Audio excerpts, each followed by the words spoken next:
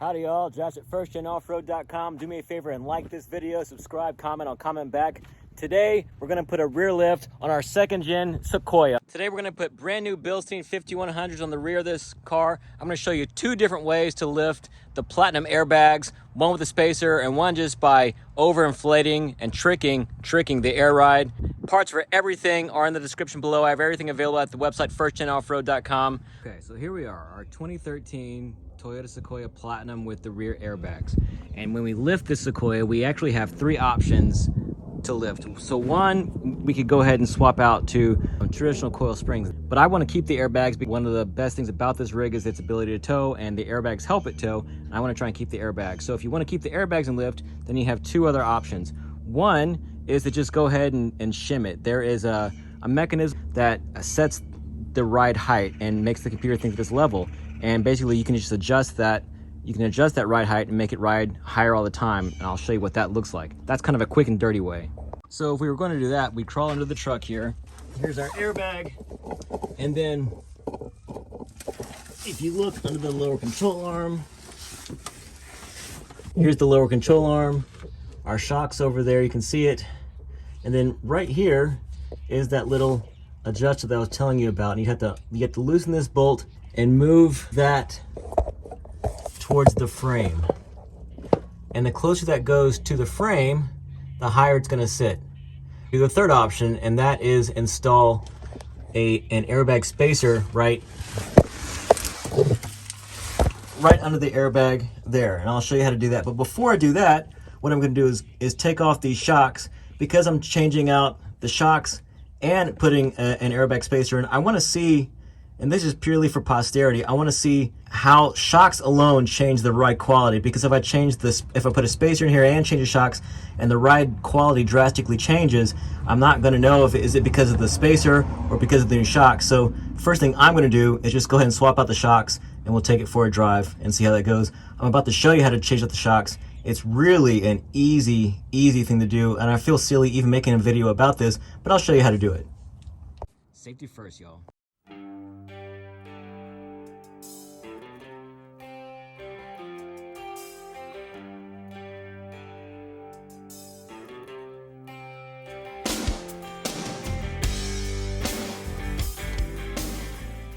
This is the rear shock on a second gen Sequoia, and it's got a 17 millimeter, and then it's got two 19s, and that's all there is to it. You zip these off and you can pull the shock out. So you have this little switch on the dashboard that allows you to do like comfort mode or sport mode. And honestly, I've never been able to tell a difference between either one of those, probably because the shock is blown out. I'm not going back to this style of shock, so we're gonna pull this shock out. But before we do that, let's go ahead and take this electrical component out. And one difficult part is that there's no place to put your hands. And you could bend this back. I'm gonna try not to do that. I think what I can do is take my hand and make it face me, put it under here. It barely squeezes in. And then once it's in, you can sort of turn it, and then you can have access to that clip right there. There's a little clip that you can pull down, pull the plug out. And let's see, my hand's kind of stuck. Let's see. There we go. But before we even do that, let's come around here. What's gonna make this easier for us to get this out is to just go ahead and disconnect all these clips. There's three of them, 1, 2, and there's a third one.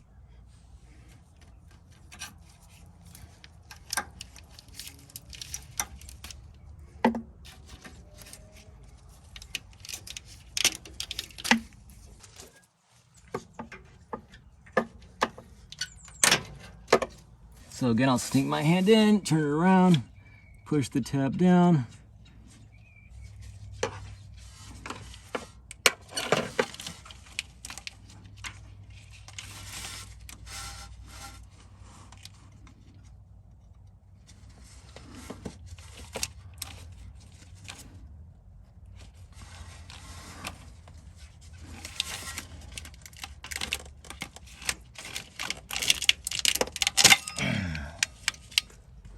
Okay, so it's out. This is the part that came out. There's a little clip on that side that you need to push down on. Basically, you push down on it with this screwdriver, and then you just pull it out. And as you saw, it came out. It took me like about a minute to get it out. That's the hardest part. So if you can do that, then you can do this.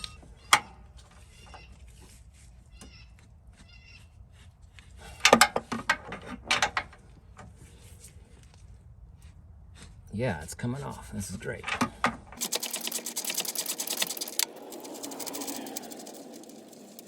So you've got a nut in the washer. We'll just put this to the side.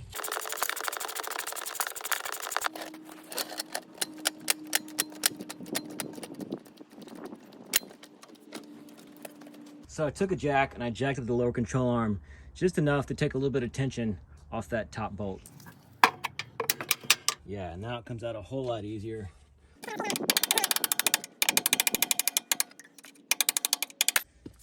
Here's our bolt, and we'll just put the washer and the nut back on it and stick it together so we don't lose anything. This bottom nut, is again, is a 17.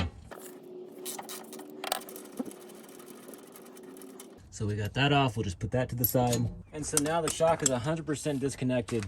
We just have to pull it out. So we'll just pry it a little bit here. I'm gonna show you how this shock works. I can push this down with just my upper body weight and it collapses to about there, and then pretty much zero rebound. So you can see what kind of ride I was getting at. Yeah, it was terrible.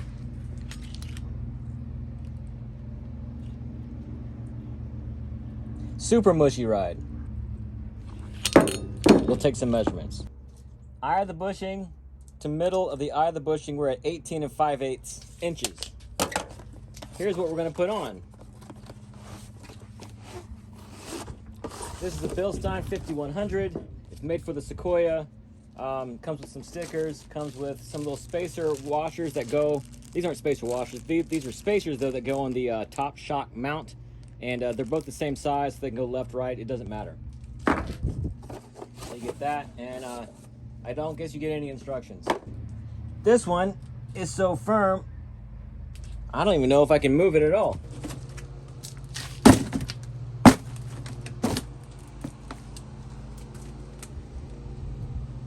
Yeah, I can barely move this thing. So, don't ask me what it compresses to, I have no idea. Yeah, can't compress this thing. If you guys are a lot bigger and stronger than me, you might be able to. You can measure it yourself and see. I might have that data on the website. I'll have to double check. Compressed links here.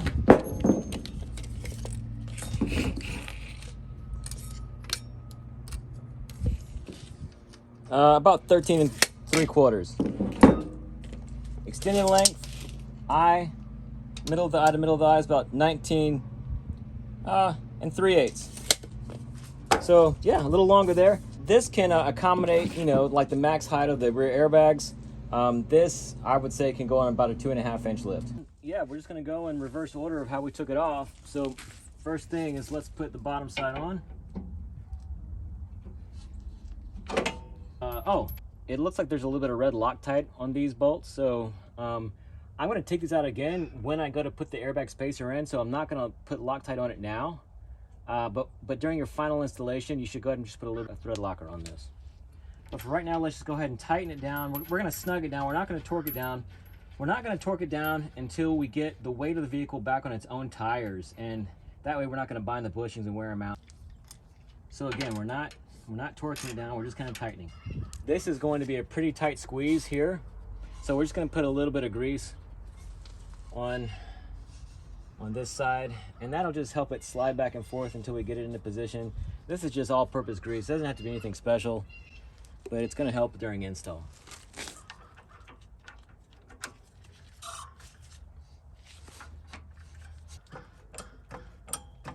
There we go.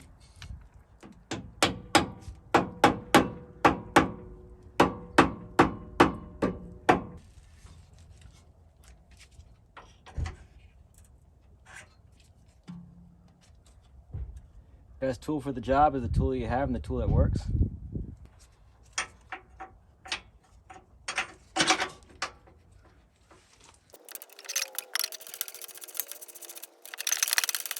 So we'll see if we can put this 19mm on and cinch it all the way.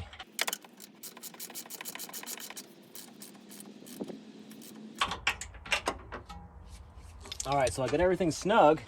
And again, we're not gonna torque it down until we get the wheel back on and the truck on the ground. Now we'll put the wheel back on and we'll take this thing for a spin, see how it handles.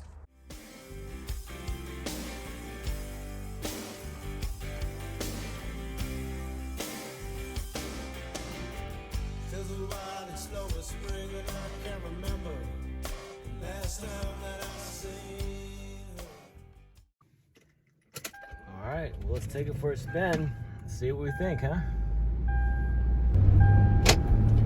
That's the thing about these things. If you don't put your seatbelt on immediately, it's gonna let you know. So we're cruising at around 30, 45 miles an hour, 65 or 70 speed bumps, railroad tracks.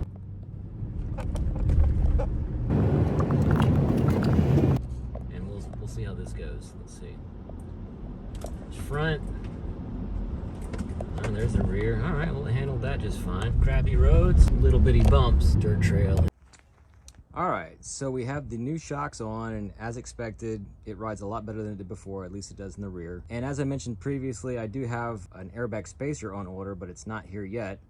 And just for pure posterity's sake, I'm just gonna go ahead and do the quick and dirty method, you know, for now. I'm gonna go ahead and adjust those rear airbags on the back side to get it to ride a little bit higher on its own. And then once those spacers come in, then I'll adjust it back and we'll just compare how they ride. But before we do that, I wanna take some measurements to see where we start. Middle hub to the bottom of the fender flare straight up. We're right at around 21 inches. The front there, we're about 21.5 inches in the rear. So we have about a 1/2 inch rake. So let's crawl under there and we'll adjust those airbags and we'll see where it sits after that.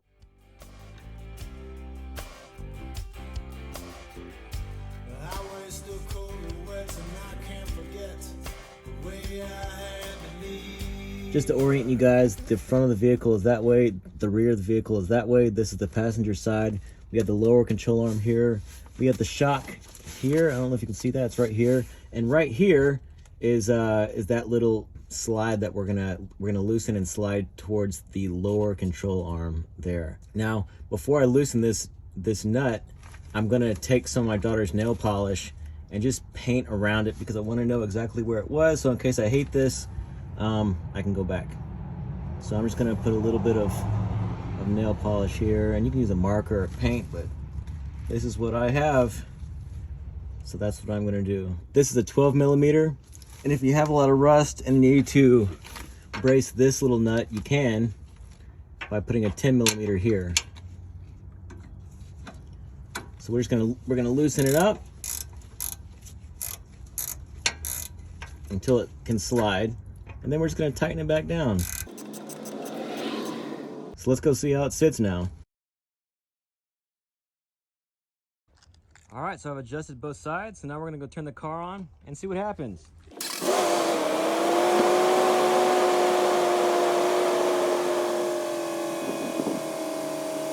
All right, let's see where we are now. We started at 21.5, engine's off, airbags are inflated. We're at about 23.5 now, and the other side is at 23, so I'm about a 1/2 inch higher on this side, so I may have to play with this a little bit to get it to sit level. All right, here's the test. I'm a little nervous, to be honest. Let's take it for a ride and see how terrible the ride is. We'll see. So the spring, or the bags obviously are over compressed to get the lift, and we're gonna see how this affects the ride. Honestly, the ride's not terrible. It's firm, but it's definitely not harsh. It feels planted, like actually it's more stable than it was before. I'm sure, I guess the downside is that we're not gonna have as much travel up and down with the rear axle. We're probably, I don't know if we're maxed out, but we're probably closer to being maxed out. All right, speed bump, here we go. Front, rear, yeah. It definitely has firmed up the ride. I'll tell you, it's not rattling your teeth out. It's not harsh, but it's definitely firm. Man, actually, corner is awesome. So far, actually, I'm kind of impressed. It feels pretty good. I thought I was gonna hate it, honestly. It feels pretty good.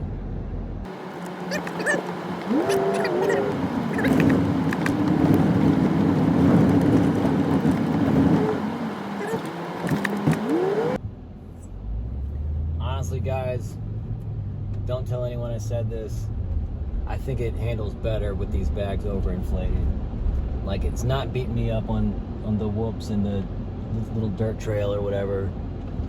And it feels more stable. It feels more planned on the road. Like, if I go around a turn like this, it corners awesome. There's no body roll. It's amazing. I'm sure the travel is reduced. That's the only thing that's concerning me. But honestly, if you're in a pinch, this is so easy to do.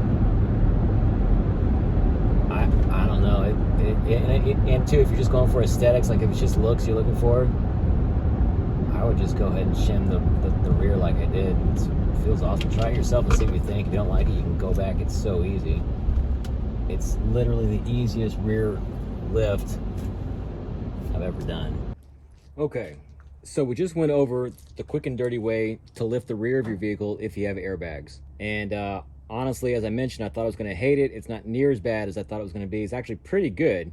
You get about 5 1/4 inches of travel up and down based on my crude measurements, as far as I can tell, with the shocks that I have, with the Bilstein 5100s in the rear and the airbags overinflated.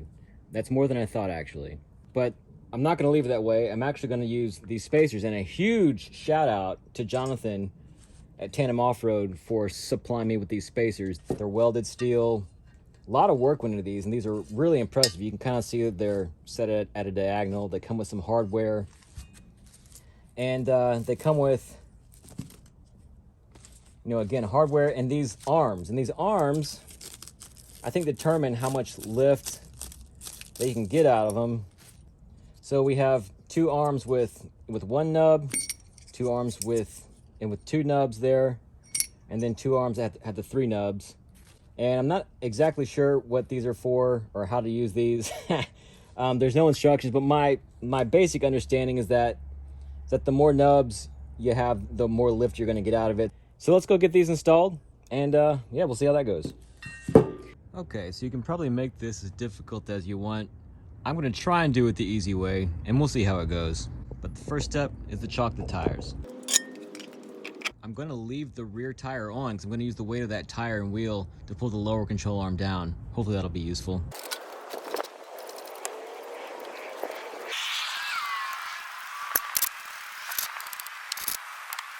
And I think it's easier just to go ahead and take out the spare tire.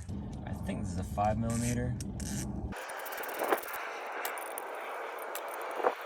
So here we are at the back of the truck. I'm gonna crawl under, and on the lower control arm, there is a 12mm bolt that we're going to take out. This connects the airbag to the lower control arm. So here's our airbag, and this is the air line that goes into the airbag. And we're going to disconnect this. So if you pinch this, then you can move this back, right? And then there are these 2 little tabs that are right there. There's another one on the other side. And you have to use a pick or a super tiny screwdriver and just pull these tabs out and pull this line out, and that'll deflate the bag. Just make sure that you keep this line clean and keep dust off of it. What I'm going to do, hopefully it won't block this too much, is just use my little screwdriver here or a pick and just kind of gently pry this out.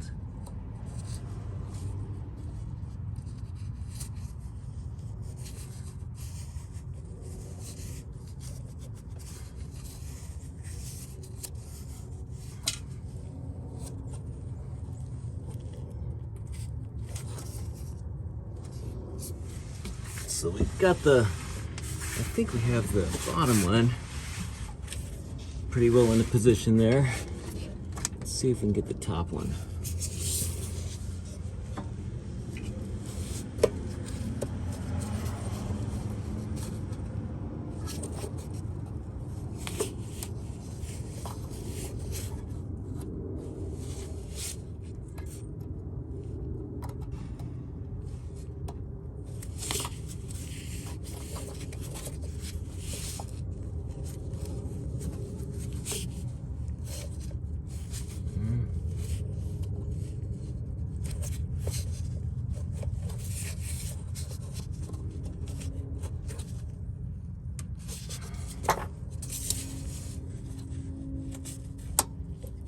Okay, so actually I just stuck this in, twisted it, and then I can... You have to be careful of this hard hose here, but you can just take this out and then compress the bag and you should be able to pull it out.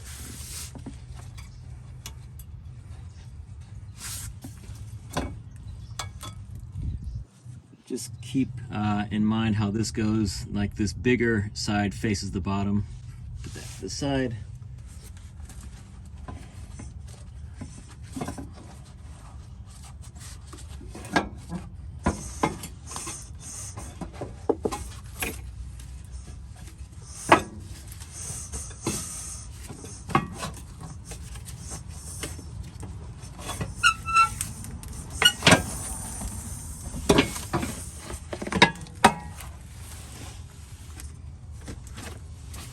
We got our bag out, so now I'm just gonna decompress it as much as I can. And when you do that, it pretty well stays like that, so you don't have to hold it down. Our spacer goes in kind of like this. At the pointy short side, it faces towards the diff, and the fat side, it faces the outside towards the wheel. There's 3 bolt holes, and they bolt into the bottom of the lower control arm. And then our bag is gonna sit on top of the spacer.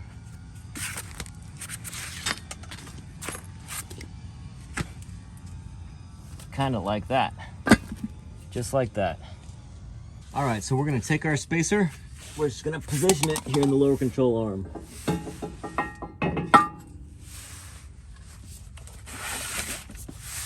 And the bolt holes don't have to be lined up perfectly, but there's a little divot. Let's see if I can show you this. So right here under the lower control arm, there's this little D divot or C divot, and that should face the rear diff. You can see that our bolt holes are lined up there. We're gonna put our bag in, bolt it loosely down so we'll still be able to rotate this. All right, so we have our spacer in our lower control arm there. Now we're gonna try to squeeze our bag into place.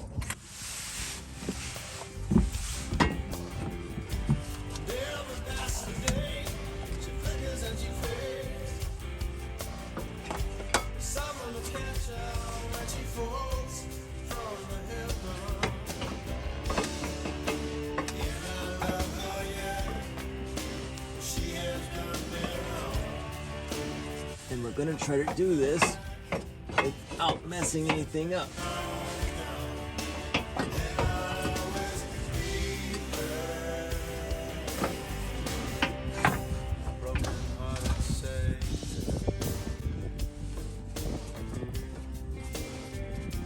Oh, look at that. I turned it counterclockwise and it fit. That's great. Yeah.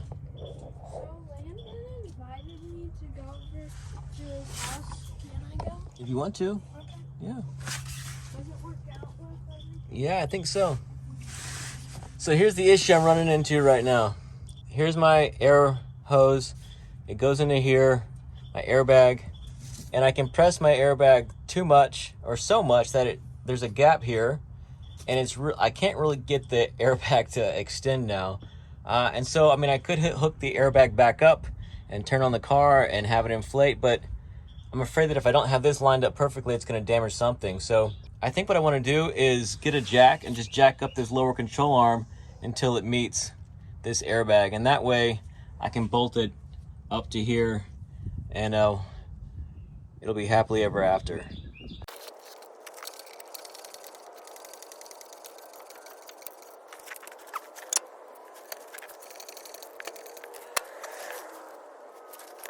So it looks like it's sitting properly there.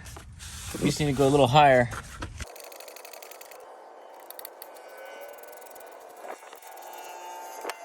Oh, whoops. I tightened it too tight. I don't want to do that because I still want to be able to turn the spacer if I need to. We have our jack in place holding up this lower control arm. And so now we need to put this clip back in and hook our air lines back up.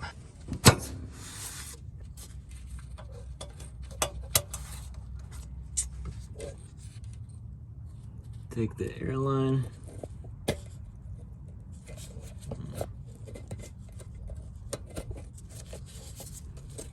And squeeze that back in.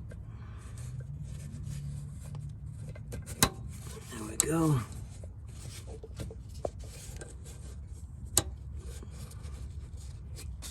So it helps to have a little pry bar or something to get the holes lined up.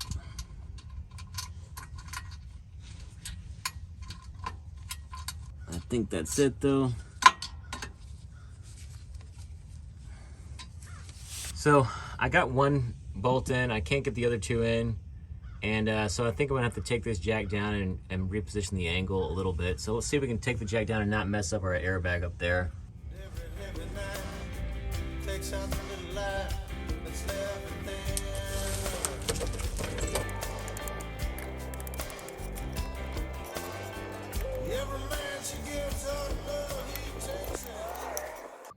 And so now it's time to take this arm off of the factory side and put this arm on. I'm using the one with the two nubs. And again, we have a 1, a 2, and a 3. I'm using the 2.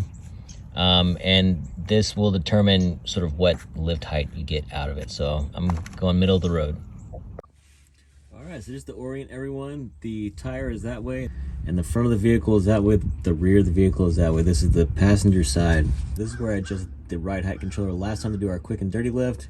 You can see where I use nail polish to mark where it was before. So I'm actually gonna loosen this and slide it back over to where it was before. 12 millimeter.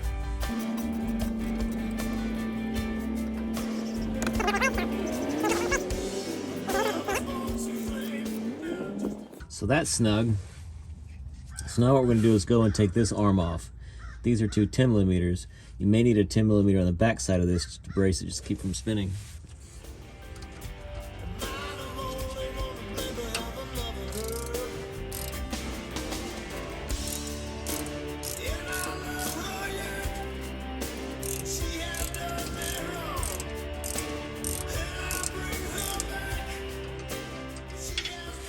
All right, our factory little arm we took off. So these are the arms that came in the kit. You can see this one's the two nubs. The nubs face the outside of the vehicle.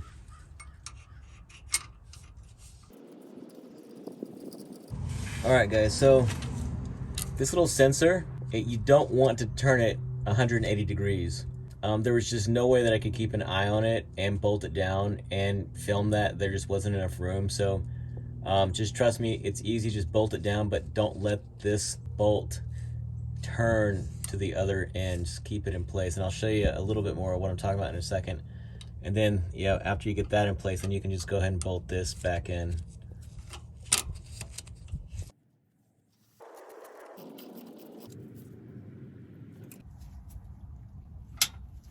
All right, well, so we got that bolted in, and we got the nubby sides facing the outside. Here's what I was telling you about that arm. Like I was saying that you can't rotate the sensor 180 degrees because this isn't actually a rectangle. There's like a flat side and a curved side, so it won't fit properly. So you have to make sure that you're really bolting it on, the right way, and otherwise it gets cattywampus. It doesn't fit. So now it's time to clean up our mess. We need to get rid of our jack stand, get our truck back on the ground. But keep in mind, just be aware, the airbag is totally deflated, and so when you let this truck down, it is going to be low riding. With your jack, it may scrape on your running boards. So what I'm going to do is turn on the engine, get the airbag full, and then I'll take it off the jack stand.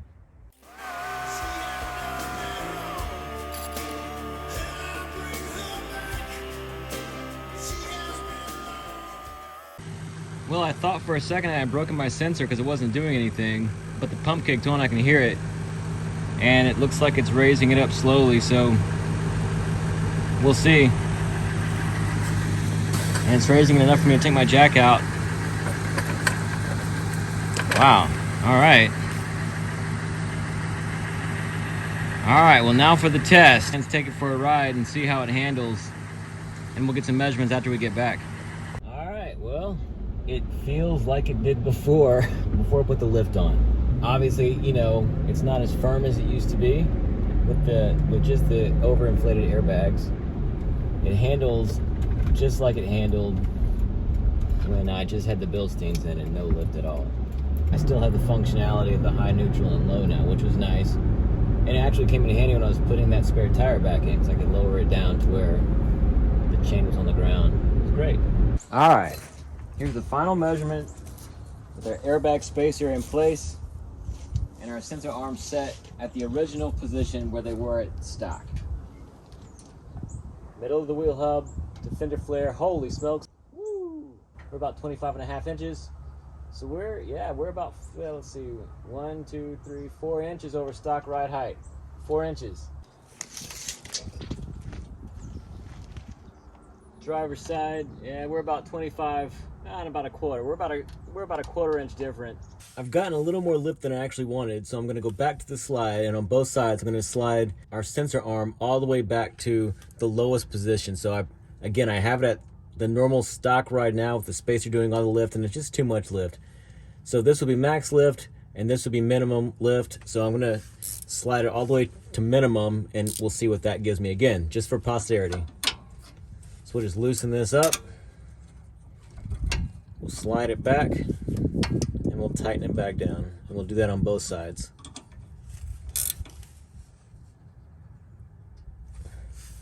All right, so let's take a final measurement. This is with the airbag spacer installed and a slide arm set to the lowest position using arm with 2 nubs that came in the kit.